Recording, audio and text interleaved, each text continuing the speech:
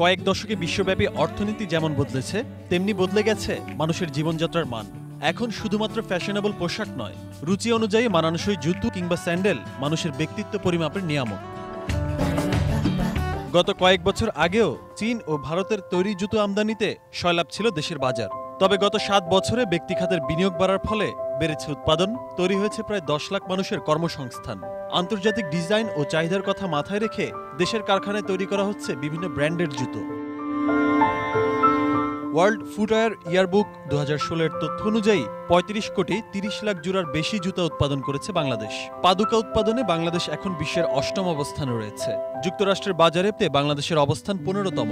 অর্থ কিংবা পরিমাণের হিসাবে অন্যান্য দেশের চেয়ে এখনও বেশ নিচের দিকে থাকলেও গত 7 বছরে বাংলাদেশের সাফল্য অভাবনীয়। বর্তমানে প্রায় $1 বিলিয়ন পাদুকা রপ্তানি হয় বাংলাদেশ থেকে। এক্সপোর্ট মার্কেট যদি তাড়াতাড়ি গ্রো করে, লোকাল ইন্ডাস্ট্রিজগুলো কিন্তু ডেভেলপ হবে।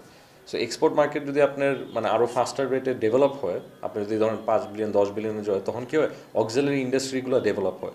তখন কিন্তু আপনি দেখবেন যে লোকাল ইন্ডাস্ট্রিগুলো ডেভেলপ হবে। আপনার সাপ্লায়াররা এখানে আসা শুরু করে, ম্যাটেরিয়াল সাপ্লায়াররা, কম্পোনেন্টসরা, তখন দেখবেন যে লোকাল মার্কেটও ওদের কাছ থেকে নিতে পারবে। সারা দেশে পাদুকা রপ্তানিকারক প্রতিষ্ঠানের সংখ্যা 120টি, আর বাংলাদেশের পাদুকা রপ্তানির 65% হয় ইউরোপীয় ইউনিয়নভুক্ত দেশগুলোতে। তারপরে জাপানের রপ্তানি হয় প্রায় 20 থেকে 25%। আগামীতে বিশ্বব্যাপী রপ্তানির জন্য নতুন বাজার তৈরি ও দেশে সরকারি বিনিয়োগ বাড়ানোর আহ্বান ব্র্যান্ড ওনারদের। কিছু কিছু জায়গায় হয়তোবা ট্যাক্স একটা বড় ইস্যু, সো সেখানে হয়তোবা গভর্নমেন্ট একটু ওপেনলি আমাদেরকে দেখতে পারে আমরা যদি এখান থেকে এক্সপোর্ট করি। এবং কিছু কিছু জায়গায় আসলে আমাদের কিছু কিছু এক্সট্রা রিবেটের জন্য অলরেডি আমরা অ্যাসোসিয়েশনের সাথে কথা বলতেছি, গভর্নমেন্টের সাথে কথা বলতেছি। উদ্যোক্তারা বলছেন, ব্যাংক ঋণের উচ্চ সুদ হার এখনো বড় বাধা। সরকারকে এ বিষয়টি নিয়ে ভাবতে হবে। পাশাপাশি চামড়াবিহীন জুতা রপ্তানিতেও ভর্তুকির আহ্বান তাদের।